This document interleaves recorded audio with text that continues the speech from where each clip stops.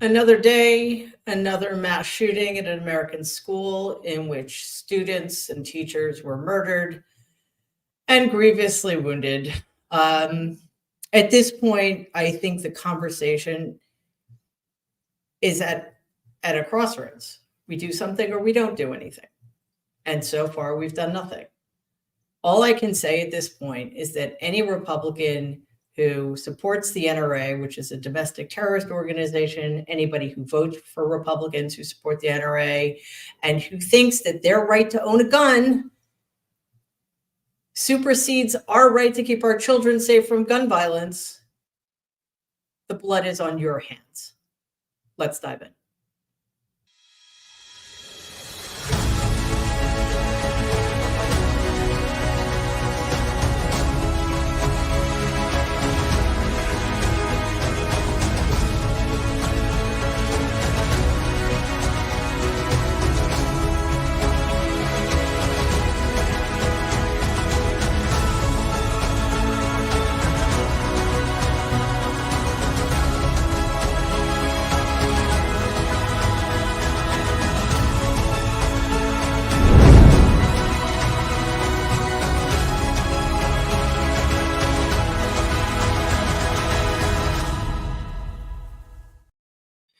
Hello, everybody. Sorry to start on that somber note, but it's America, and this is a relatively common occurrence, and apparently we just need to get used to it. I don't think we should, but by the same token, the conversation is pointless at this point. We're being held hostage by a bunch of fanatics who rigged the system, and despite the fact that vast majority of us want to do something about it, nothing gets done. So let's leave it at that. Lots of other things to talk about today. Jen, Brian, Tara, it's so good to see you guys. Tara, it's been a while. I know you've been incredibly busy and, like me, suffering from the DNC super spreader event. So it's good to see you up and about. Excuse me, I'm still sick. It's only been 14 days. I guess that's the way it goes with COVID. Anyway, where to start? You know what? I want to start with something that seems trivial, but actually isn't. Tara, as you may know, there was some back and forth about the debate rules. And I didn't realize this because it was sort of counterintuitive, but it's Donald's team who wanted the mics muted, which is sort of fascinating. So first of all, what do you make of that, again, counterintuitive development? And what do you make of the Harris campaign's concession here? Do you think it's going to matter? You're muted for some. Am I? Here we go. Good to see you guys. Good to see you, Mary. Glad to see you're out and about. Thankfully, my case of COVID was quite mild, thank God. But it was my first time ever getting COVID. I escaped it for 4 years, as did you. But, you know, it was kind of an inevitability and a risk we were willing to take going to the DNC to be a part of that incredible display of enthusiasm and patriotism and history. So and unity. Yes. It was really cool. So, but glad everybody's doing better. This debate, look, Donald's team this time around, they're not a bunch of podunk idiots like the last time. Okay. They aren't the C-listers or the D-listers. You have Chris Lasavita and Susie Wiles, who are very seasoned, veteran, professional Republican campaign operatives. So they know that Donald Trump, unfiltered with a mic where he can just blurt out crazy stuff and act like an ass like he has at every single debate he's ever participated in, makes him look terrible to regular everyday Americans who will be tuned into this. This is going to be a very highly watched debate, highly anticipated. I think we're going to see, tens of millions of people watching this thing for all the reasons. And they know that Donald Trump with an open mic is a disaster. So we saw how he stalked Hillary Clinton and acted and said crazy stuff, that the things that we remember in debates, a lot of them were things that Trump said off mic, like where, when he wasn't supposed to be talking. Those moments, most people don't remember debates like the policy back and forth. They don't remember those things. They remember the moments. And the muted mic situation, I think, obviously advantages him, Trump, but it's not going to be like Biden. Kamala Harris is a prosecutor. She will prosecute him, and it will be in a way, cross-examined in a way that he's never been before in front of the American people. And I think his campaign is bracing for it. Yeah. Jen, it's first of all, Tara's frozen, so hopefully we can unfreeze her. Because I like animated Tara better, much better than frozen Tara. Jen, what's fascinating is that we seem to have reached a tipping point. I think there was a time when Donald's acting like a belligerent misogynist who was stalking a woman actually helped him, which I think that was one, because we can't forget a lot of people like who he is, what he stands for, and what he does. They just do. It's terrifying, but we can't ignore that. Secondly, I think it's because completely unfairly, in my view, a lot of people hated Hillary Clinton and didn't care how he treated her, or the media treated her, which is just also despicable. But I think the other thing is a lot of people are sick of it. And we have a different opponent here.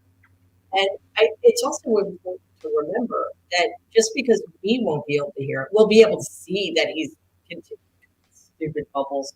Sorry, I've tried to get rid of the bubbles, but they keep appearing. Anyway, that he will be able to tell that he's mouthing off. We won't be able to hear what he says. Kamala Harris will be able to hear what he says. So I don't necessarily think that the muted mic is to his advantage in the ground. Yeah. Speaking of muted mics, I'm noticing your mic is going a little bit in and out. So maybe it's when you're leaning back, but I heard most of what you said, just a little bit not. Yeah, I mean, everyone is sick of Donald Trump's shtick except the sycophants. That is who is left. And I'm glad that you mentioned, because I had not thought of it, that Harris will be able to hear what he's saying. And the way in which she can use that to her advantage is not to ignore it. As the question is, she can only do that strategically. If she draws attention to it too much, it will look like she's a weak whiner, right? There's a way to do it. And it may be the times when he is so loud that what he says is slightly picked up on her mic, right? She's got to be real careful about that. Also, in terms of the stalking, you're right. I mean, part of it was that people weren't sick of what he was doing. They wanted that macho. But part of it was Hillary was really trapped. Yeah. She was scrutinized, and that was in the era that advisors and, people like Mark Halperin and all these misogynistic idiots who are on air criticizing her. There was so much public criticism of any move that she made that she became like locked down and robotic. And, what she should have been able to do is to turn around and say, "Hi, who's this in my frame?" But she didn't. She wasn't able to do that. She could not. But Kamala can, and she should practice. And if anyone's prepping her for the debate, they better be really physical around her. And someone should be watching, unlike I think how they prepared Biden for his debate. You've got to have someone, the same kind of people who do like jury analysis or trial court analysis. You need someone who's watching the optics, even with the volume off. There are people who should be just watching, and someone else who's just listening, and then someone who's looking at all of it, because it's so important that she controls the visual and not just the policy stuff that she is saying. That's just sort of my view on that. Yeah. And Brian, we know that there will be pool reporters there. So they'll be able to hear what's going on as well in real time. So I'm wondering if that's going to change the dynamic as well. Well, it depends the staging. If they're next to each other, if they're close to each other, or they're far apart from each other, will depend on whether or not you can actually hear him at all. on her mic or anywhere else. But I think I just want to clarify one thing about the debate with Hillary Clinton. Hindsight, we've got the benefit of that. But remember, when Hillary Clinton took the stage and debated Donald Trump, we had not seen this crap before, not on a national stage. And so it was a little jarring for most people. And no one could prepare her for that because it hadn't been seen. I think Hillary would handle him well now, but we've had 8 years of seeing what this moron's all about. And the fact of the matter is if the best prep for Donald Trump is a press conference where you got a bunch of us morons shouting questions, that's the best prep. What Biden did was ineffective because they sequestered him and trailed him for a week and had people pepper him with all kinds of policy questions.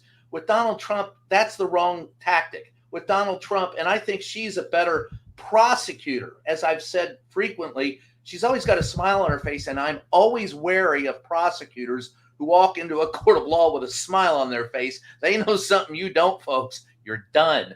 So I think she'll be prepared in a way that many haven't been prepared for Donald Trump. And she's got 8 years of seeing him on the national stage, 9 at this point, to understand exactly what she's dealing with.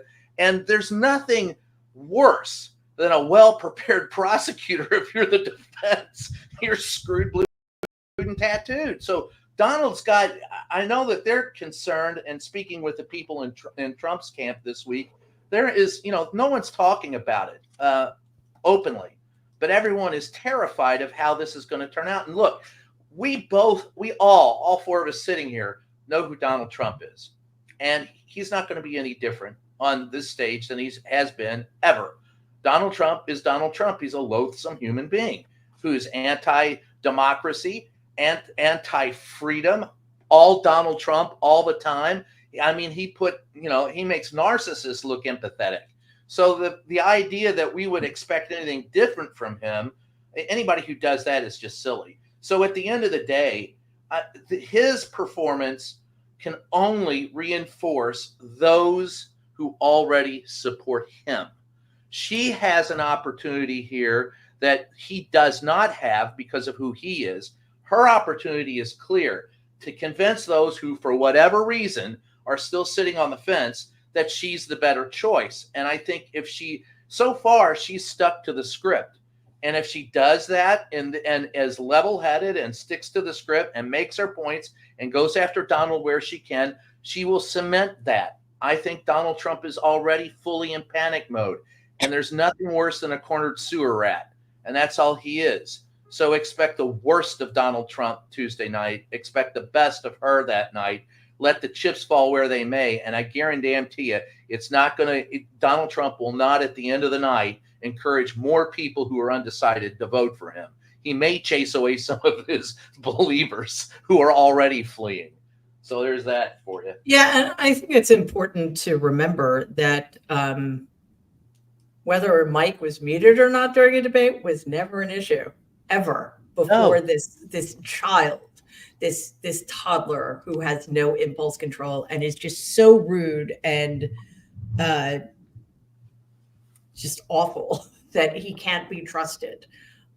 So I do think it's going to be a very different debate. Just as a reminder, we're live streaming it here. We'll be pre-gaming it and have post-debate analysis. So I'm actually looking forward to that. It's going to be an interesting day. It's also my book comes out that day too. So it's going to be a very busy day. But I want to focus on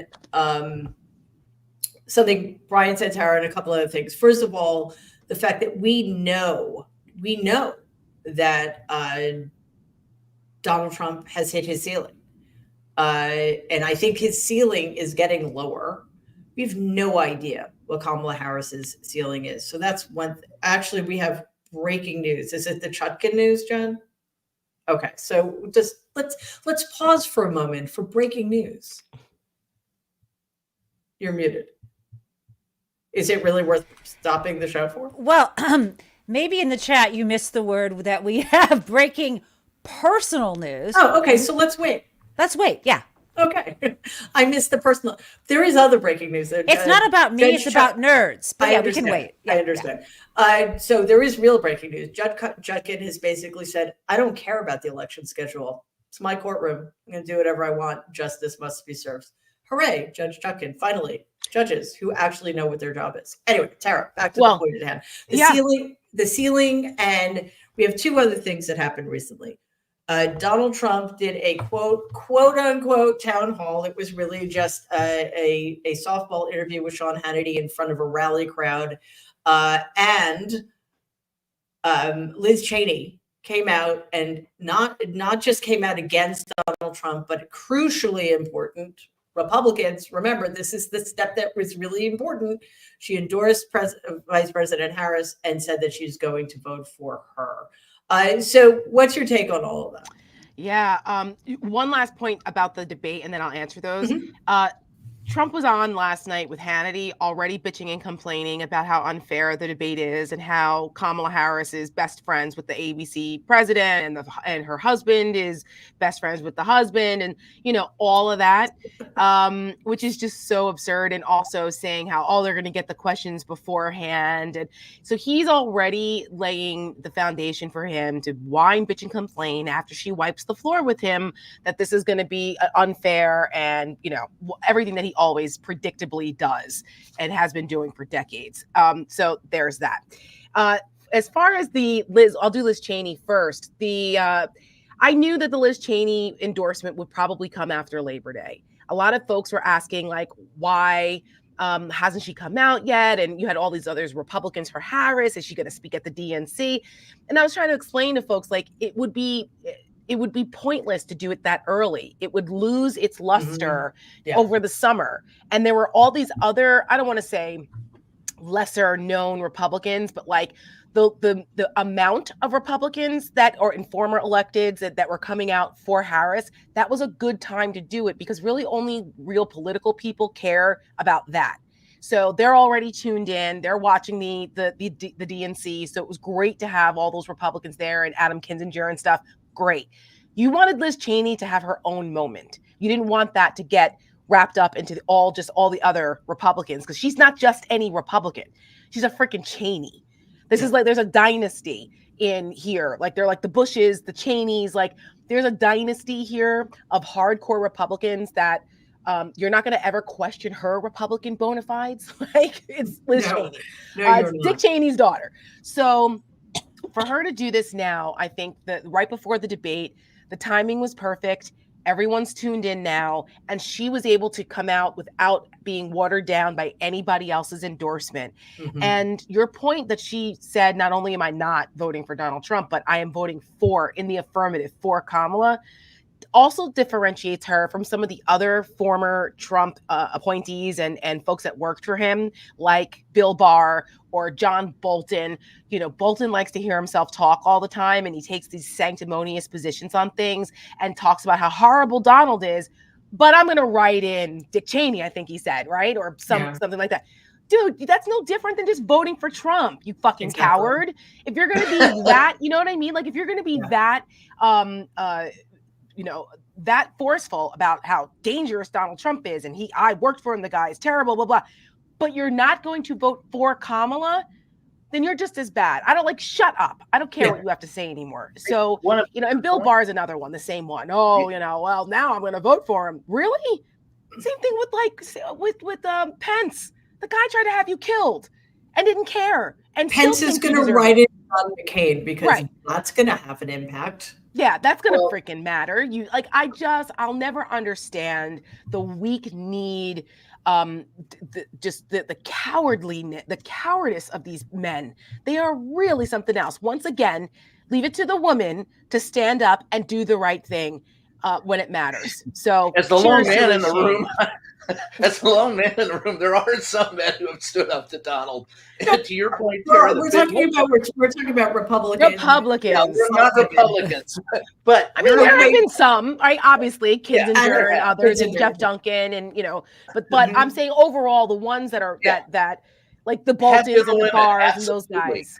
And if I don't mention that, my wife will hurt me. But But the most important thing to remember, the Cheney endorsement, why it's so important. It's not just that she's a Cheney. It's that she voted with Donald Trump 98% of the time.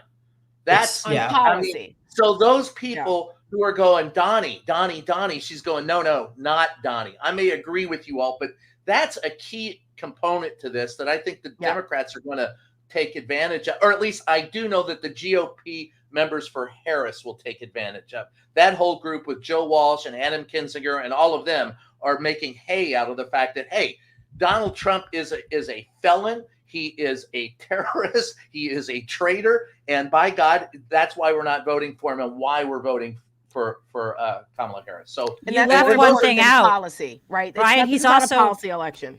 Right. He's also afraid of potatoes. Don't forget that. Yeah, we'll get to that because that is important. That is sort of my fantasy that one, Kamala Harris needs to call him Donald and show him no respect whatsoever because he doesn't deserve any. Mm-hmm. Two, I would prefer that she came on stage with a very large bowl of mashed potatoes and one of our wooden spoons that says taters hate traitors. But that might be asking a bit too much. But it's a great spoon. I sadly don't have it. Just a pause here for our commercial announcement. Don't vote potatoes? For fascists, guys. Nice. We have a store. And doesn't it it speaks well of you if you're not going to vote for fascists, and that's something that's very important. So it's funny. I should have had my mug down here. It's upstairs, but for Seneca, we have this crazy cat lady votes.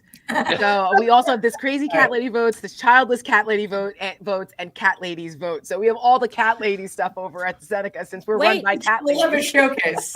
Mary, I just came up with something that I need. I need a Coke cozy that says "Don't vote for fascists." Yes, I don't believe in cozies. Me either, but I would do it for what they're called. But anyway, yes, it is. Right, koozies. Koozie. Cozy. Cozy makes sense though, because it's kind of cozy in the can, but it's a koozie. It keeps it cool. Koozie, okay, fine. Which makes no sense at all. Okay, moving on to much less important matters like fascism. So Jen, to Tara's point, it matters.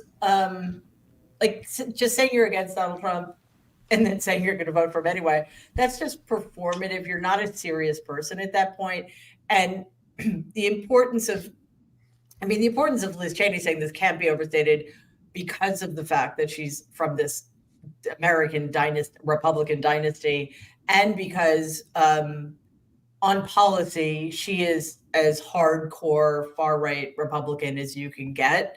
And it actually says something that the message she's sending is that despite the fact that she probably disagrees with Democrats 97% of the time, she understands that this is, as Tara said, not a policy election.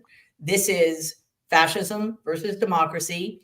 And what the people who come out and say negative things about Donald Trump, but don't pledge to vote for the only person who can stop him, what they're telling us is that even though they may not like Donald Trump personally, they like what he's doing. The damn bubbles are going to haunt me in my sleep. I don't know what to do. I never get it to do it. I'm from New York. I talk with my hands. What can I tell you? And it never does. I feel like I'm handcuffed. All right. So because you probably disabled it and it listens to you.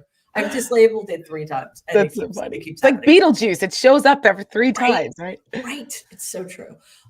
So that's the difference, right, Jen? That it's you sort of revealing who you are by wanting to have it both ways. Attack Donald Trump, but I'm going to vote for him because I think Bill Barr is the one who said that Democrats are a danger to American democracy because that makes sense. Square that circle for us.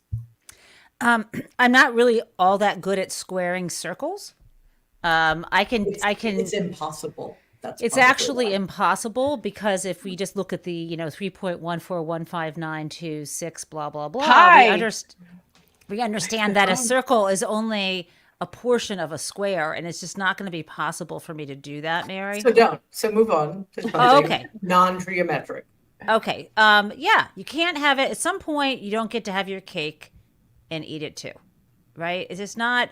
And I think there are a lot of people who, who don't get that if you're only supporting a candidate who has cheated to win, who, and I put in quotes to win because he never won the popular vote, who is an adjudicated felon, who is a lifetime Confederate, sexual offender, and as well as, I don't know, a fraud and just a miserable person. And you're saying that you like his policies, but you're such an idiot that you haven't even noticed that even Goldman fricking Sachs has said that the economy is going to improve with Harris and substantially decline with Donald Trump, then I don't believe you.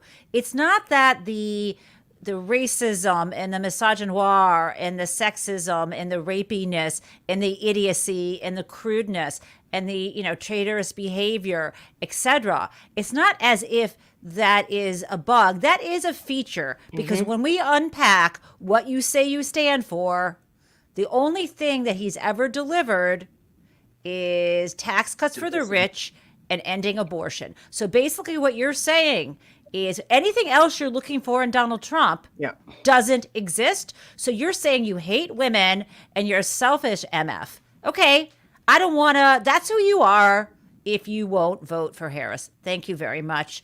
And because Waj is not here, welcome to my TED Talk. Yeah, okay. Look, politics used to be the art of half a loaf. The divisiveness began, I believe, honestly, under Clinton, and that when they tried to impeach him and all of that, that's when and the speaker, whom I shall never recall his name because I can't stand him with it, and almost as much as I don't like Ronald Reagan, and don't get me started on the Ronald Reagan movie, which was apologetic and sucked. But nonetheless, that's where all the divisiveness began. Newt Gingrich. That's the name. It's Newt Gingrich, people. Yeah, let's not let him disappear from history, because he did as much damage to this country. He is a Newt. That was the one guy who got a first name that was right, Newt. Anyway, that guy. At the end of the day, when that divisiveness began, and it only accelerated under both of the Bushes and obviously under Donald Trump, and you can blame both sides of the aisle if you want. I'm fine with that because there's been divisiveness on both sides. But at the end of the day, politics used to be the art of half a loaf. And at least what you're seeing with Cheney is this concept being reinvigorated into the national bloodstream, reintroduced as, look, I may disagree with what you say, but we'll defend to death your right to say it because we are all in the same boat. Wasn't it James Baldwin who said, it doesn't matter what boat you got here, we're all in the same boat now. And Donald Trump wants you to believe that there are boats for, that you're dividing it into different tents, into different tribes, and that we're all different. I'm sorry, folks, we're not. We belong in the United States of America. It's a democracy. Support those who support democracy. Donald Trump does not. So what I see encouraging out of the Cheney recommendation is the idea coming back around. And, my mom used to say this pendulum swings both ways and it'll come back. But I do like seeing it coming back, that the idea of putting country above party, the fact that we're all in this together. And I may disagree with you on some issues, but on many issues, we all agree. And that's just the idea of embracing that is, I saw the New York headlines that said, joy is not a campaign strategy in an opinion piece. I'm sorry, but the idea of hope, the idea of bringing people together is a campaign strategy. And it's diametrically opposed to the people who held up a sign in the Republican National Convention saying mass deportation. That's the idea. With smiles on their faces.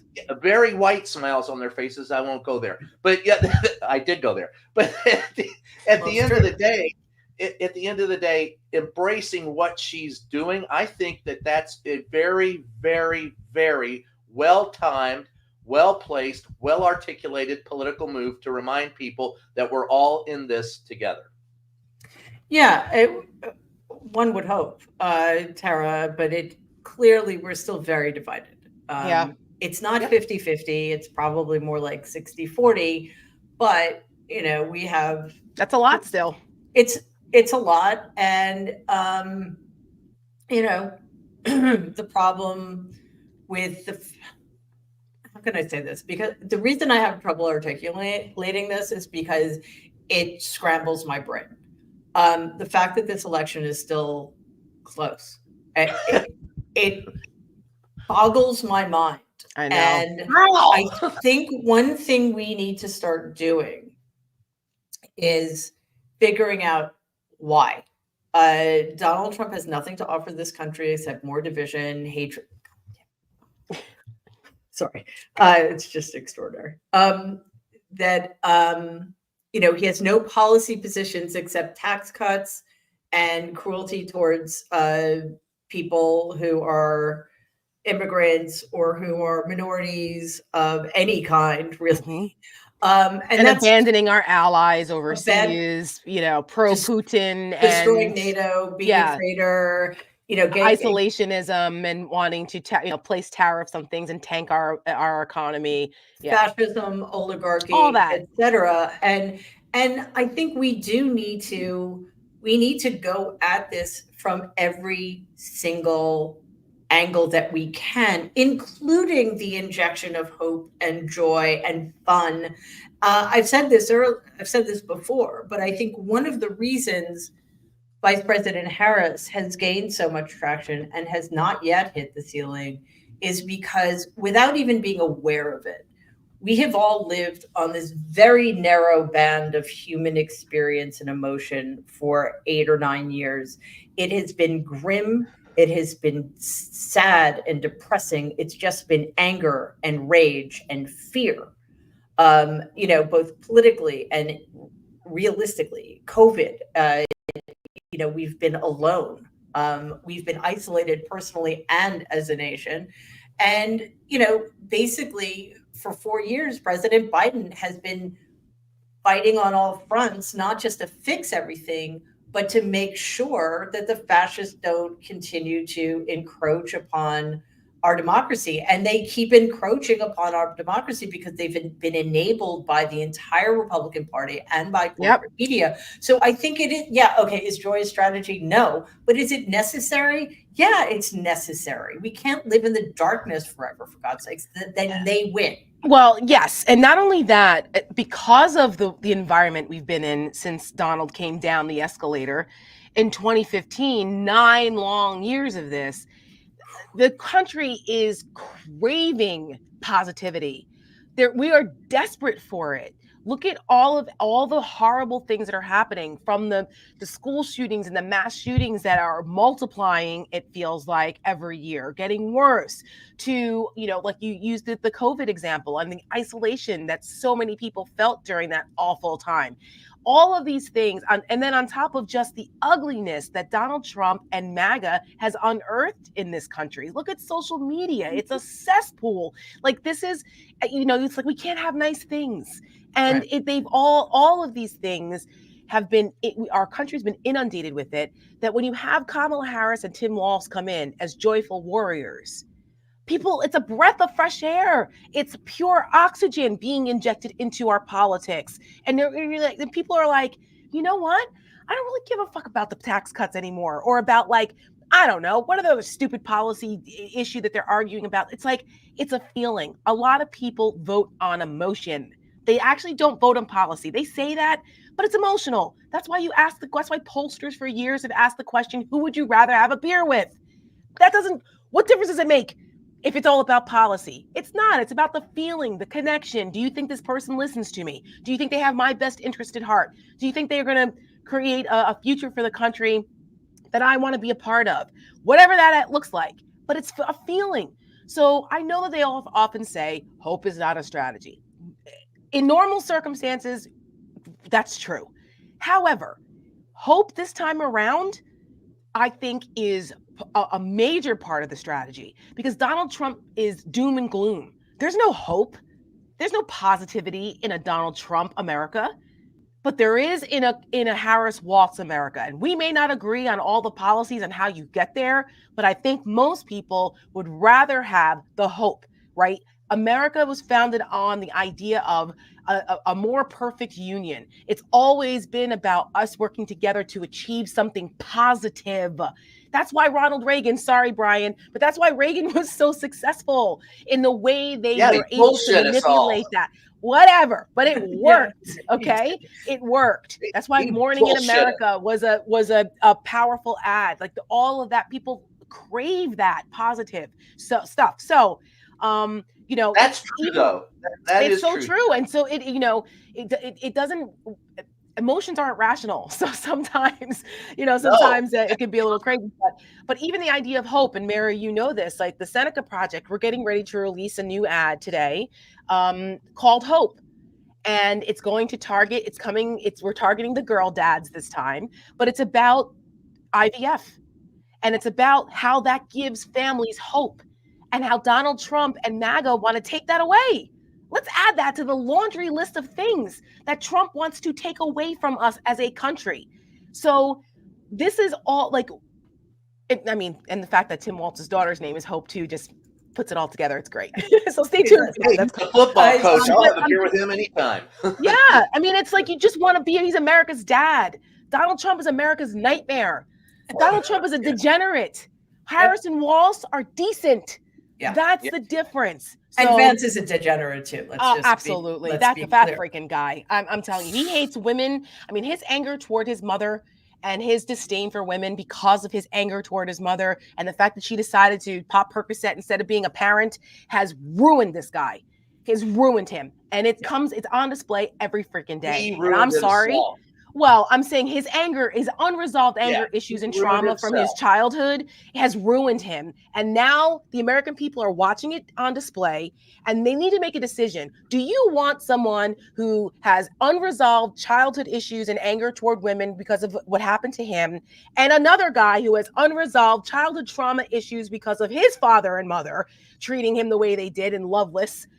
You want these people at the helm with the most powerful positions in the world making decisions for us and our families? I say no. Hell no. This is why it is so crucially important that not just with Vance and Donald, but with any of our politicians, we understand their psychological makeup. Yep. Because damaged people are not necessarily, I mean, we're all damaged to one degree or another, of course.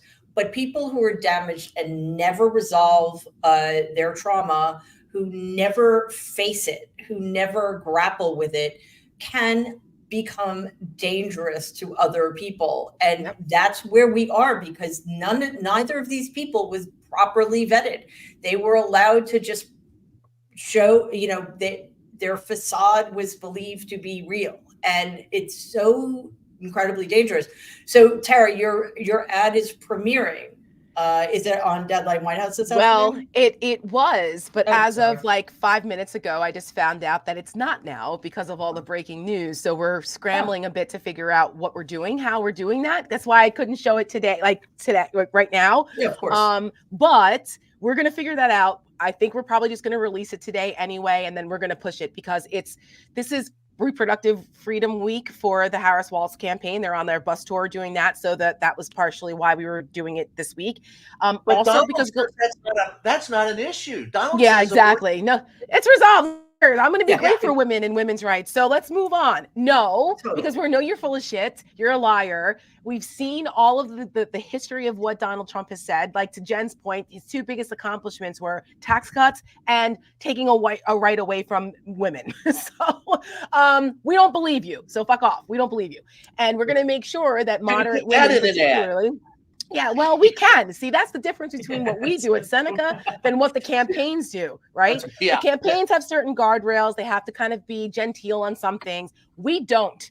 We can, as a super PAC, we do not have those guardrails. We are able to put those messages out as poignantly and as directly as we like. And that's the difference between what we do and what we're capable of doing and what everybody else is doing. So that's, and that's what we're doing. We're in your feed. It's nice not to have to pull punches, and it is a great ad. I've had the privilege of seeing it, and we will play it here as soon as Yes, it's going to be it's our next big push. And so we're obviously raising money for it. The more money we raise, the more we can put it on air so that lots of people can see it. So if you guys want to support that, please do, senecaproject.us. But yeah, so that's that. I have to run and I have to go do MSNBC to talk about all the other breaking news today at 1:00, not the 4:00, maybe tomorrow, but 1:00 today. And it's always a pleasure. Thank you guys. Mary, I'll talk to you soon. Bye, guys. All right. Take it easy. Glad you're feeling better. Love you, Tara. Take care. Bye. Yeah, I apparently there's a lot of breaking news and I don't know what it is. So, other than the Judge Chutkan thing, and there's some irrelevant stuff that I don't think we need to talk about, and the Russians, that too. Yeah, well, that's not irrelevant. So maybe we're learning more about that. So I do want to talk about that, but there's something. Okay, so as mentioned, Donald and Sean Hannity sat down for a softball interview, which was basically just like Donald giving a stump speech and Hannity just letting him say whatever he wanted. It was not a town hall. The audience was totally in the tank for Donald. And I don't even think we're allowed to ask questions. But there's one thing in particular that it's not just that it drives me crazy personally, because who cares if it does. It's that it is an example of how ineffectual corporate media is. Here's a clip of Donald telling the stupidest lie imaginable, and it's clip 5. So let's play this. Our entire program, and the one program I hated to upgrade, hated it, was the nuclear program, and I understand it maybe better than anybody. My uncle was at MIT, a professor, the longest-serving professor in the history of MIT. Very smart guy. We have a smart family. It's nice to have a smart family. But I understood nuclear for a long time. The power of nuclear weapons. You need a president that's not going to be taking you into war. We won't have World War III when I'm elected, but we probably will if he's we're already in this fortune of elected. So let's just, the idea that this idiot thinks that having a smart uncle. And my uncle John, my great uncle John, was a very smart man. He did teach at MIT. I think it was physics and electrical engineering or something. And okay, but the idea that would make Donald smart, or that's by osmosis, Donald therefore understands the nuclear. It's just, he has said this scores of times. And I don't think anybody has ever said, well, how does that work exactly? Like, so what exactly do you know about nuclear, Donald? And just on a personal note, it does worry me that because if what Donald is saying is true, then what does it mean if your uncle is an abject idiot? I worry about this sometimes. Does that? I don't know. Well, I actually think I know the answer. I can square that circle, Mary, which is fabulous. It appears that in the Trump family, you know how sometimes people say things skip a generation, but you look to the uncle, and whatever the uncle has in terms of intelligence, then you have the opposite. So that would make the pattern work. Thank you Anytime. So much. That works. I appreciate that.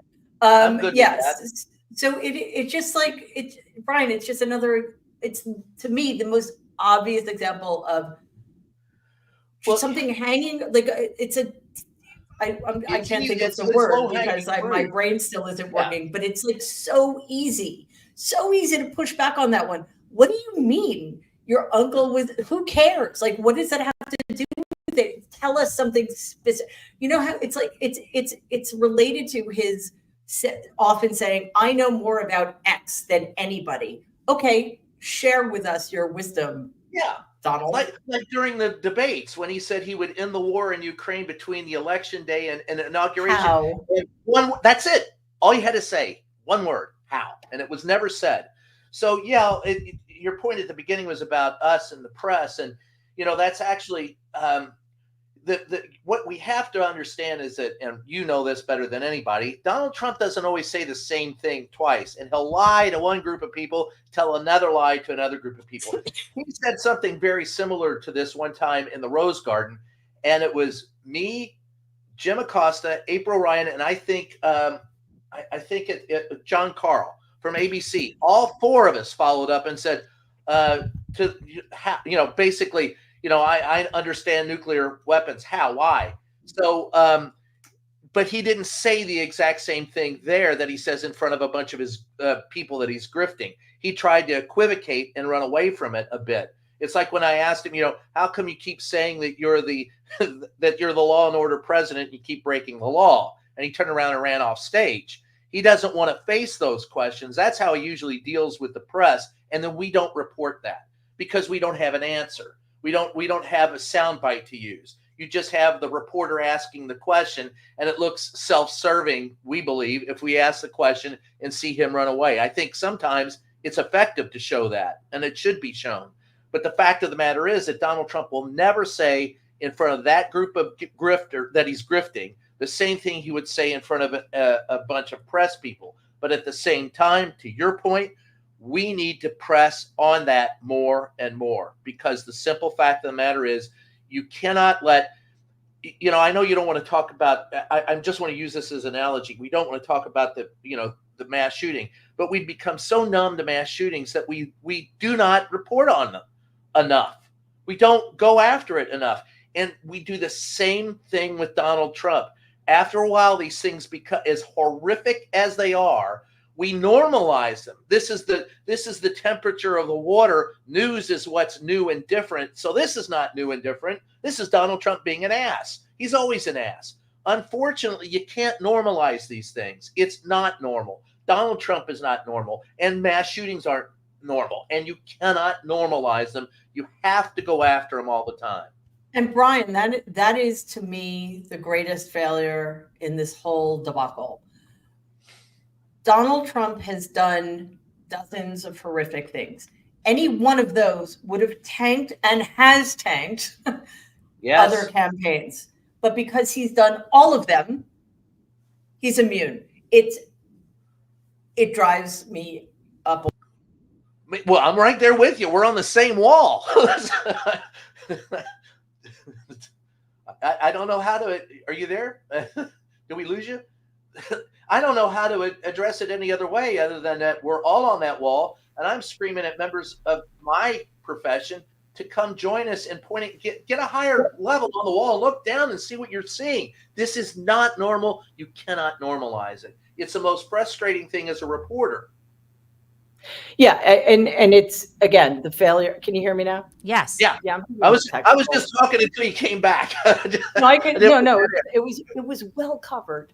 I see we're media professionals here. See, so I wanted to play clip 3, which is about fact checking the debates, and of course it's Daniel Dale. Who else would it be?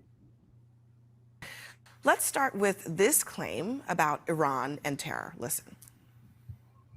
Iran was broke. They didn't have the money for Hamas and for Hezbollah. They didn't have the money for anybody. We went 4 years without any blow-ups. We had no World Trade Center blow-up. We had no radical Islamic terror. We had no radical Islamic terror. What say you, Daniel? I think there are two claims there, and they're both false. So first, this claim that Iran did not have money for Hamas, Hezbollah, and other terror groups during his presidency, that's wrong, as his own administration acknowledged in 2020. Iran continued funding these terror groups throughout his presidency, although it did reduce funding, experts say, when it came under sanctions pressure from Trump. And then the second claim that we had no radical Islamic terror is also wrong. There were terror attacks by Islamic extremists under Trump. There was one that Trump repeatedly lamented during his presidency. It was the attack that killed 8 people on the West Side Highway in New York. DOJ alleged it was carried out in support of ISIS. And then, of course, there was a 2019 attack by an extremist member of the Saudi military on a U.S. Military facility that killed 3 U.S. Navy sailors. DOJ alleged that that was carried out by a jihadist who was a longtime associate of an al-Qaeda group. And Trump also said this about the CNN Okay, interview let's cut with that there. Kamala Harris. First of all, I misspoke. That wasn't fact checking the debate because the debate hasn't happened yet. That was the so-called town hall. But Jen, it reminds us that we are going to be treated to the same kinds of lying, the same volume, the same speed, the same, the rapidity with which he lies is in the first debate. We're going to see that in this debate. I don't know if the moderators are going to do anything about it this time. Last time, as we know, the moderators were grotesquely unsuited to the task. They were horrible. They committed massive journalistic malpractice, in my view. So, as Mercedes has pointed out, that one rule of the debate is that, excuse me, the debaters cannot ask each other questions. So if Donald says, "I'm really smart because my uncle taught at MIT, so I know everything about nuclear," Kamala Harris can't say, "How does that work?" So I feel, though, that if there's no fact checking in real time, then the unspoken rule is that then it's up to the other person. No. Yeah, and let me point out, open-ended questions are not things that prosecutors ever do on cross-exam anyway. If you say to someone, "How does that work?" then he's going to give you a whole stupid. No, I understand. But on the other hand, if she could do that, he would sound like an idiot, and that could be a good thing, right? She's not going to have the opportunity to let him display his ignorance in that way. But what you can do, even if you can't ask these open-ended questions, you could say something like, let's say he lies, for example, "On my watch, there's never been any terror attacks." She can't say, "Are you kidding?" But she can say, "Well, that's untrue." I mean, she can fact check in real time. And if she wants to elicit something, like if he says a stupid thing about, "Well, my uncle is really smart," you could say, this is, when it's her turn to speak, she could say, "So I rely on experts to give me advice instead of what Donald Trump does, which refer to an uncle who was an MIT professor who had nothing to do with his administration and certainly nothing to do with his own ability to comprehend whatever." There's a way, You don't know what you're talking about, Donnie. I think, if Kamala Harris, she has been in a courtroom, she knows how to just get that evidence ready. I'm sure she can snap back on the fly, but he is so predictable. He says, as you know, he's got his greatest hits. And what I look forward to is him getting confused, because that is her moment to say, "Oh, hi, my name is Kamala Harris. You might be thinking I'm Nikki Haley." Like, he'll say something. She could blow him out of the water when he mistakes her for somebody else or refers to, Joe Biden instead of her standing there. There's all kinds of stuff she can do, and it should be brutal. And also, she should look at him with a withering stare, kind of like, "Oh, it's so sad that you have these issues." Kind of like what Brian says, when a prosecutor smiles, beware. But also, when someone looks at you with pity, that's also another strategy. Yeah, I agree with that. Pity, just sort of a sadness, like, oh, you poor thing. Because I think undermining bless his heart, the illusion of strength, right, that he pretends to project. Yes. That kind of thing, and contempt, because he deserves it. I want to play clip 4 because this is we're in for a lot more of this. You can't take the chance. You have no choice. You've got to vote for me. You've got to vote for me. You got to. Even if you don't like me, Yeah. It's no, but even if you don't like me, you can sit there and say, "I can't stand that guy," but there's no way I'm going to vote for her. No, you. Well, that's an interesting. I wonder what happens when I do this. Does Apple respond to this in any way? No. Okay. Just checking.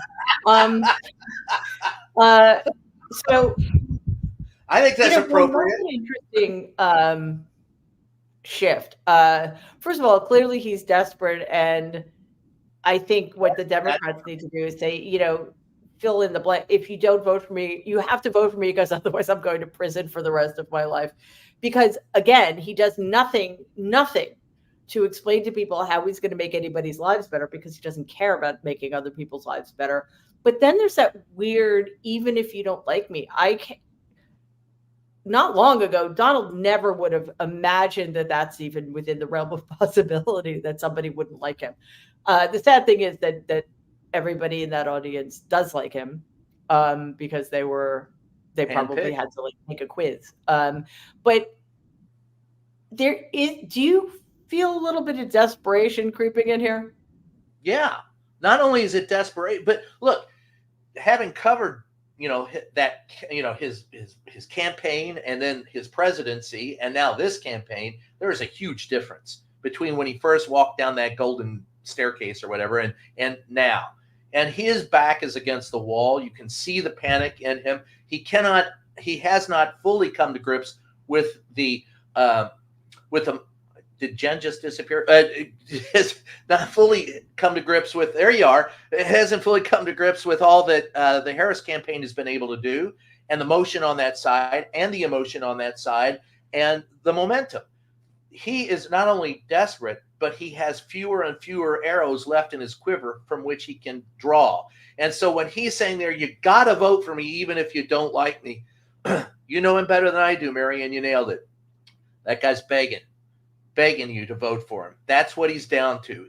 And by God, he's down. He used to beg for $50, $100. Now all of his emails that I get through him and JD, Chancy Vancy there, they're just begging for $5. They are in desperate need for cash.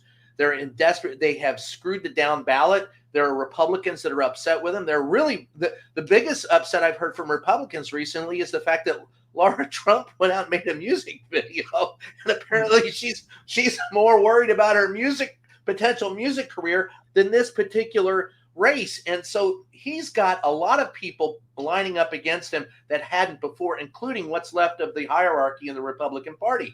And when you see all of that, and you see Cheney come out and Kinzinger and all those people show up at the DNC, yeah, the writing's on the wall for Donald Trump. He's desperate. Bottom line. Yeah.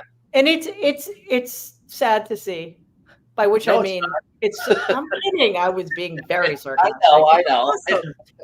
It's awesome. So, what's interesting, Jen, is that I have started, I think since the convention, I've started getting emails from Donald, my cousins, JD Vance, Marjorie Taylor Greene. I mean, it's just my inbox has become a cesspool. Thankfully, most of them go to junk and trash, but I mean, it's sort of like Twitter now, and it's a minefield, and it just shows you that's desperation too. In what universe should I be on their mailing list? It's just, and I think the same thing is happening with mailers.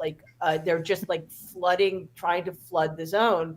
And speaking of, I think it's really important to remind people that forever, Donald has understood on some deep psychological level that he is a loser.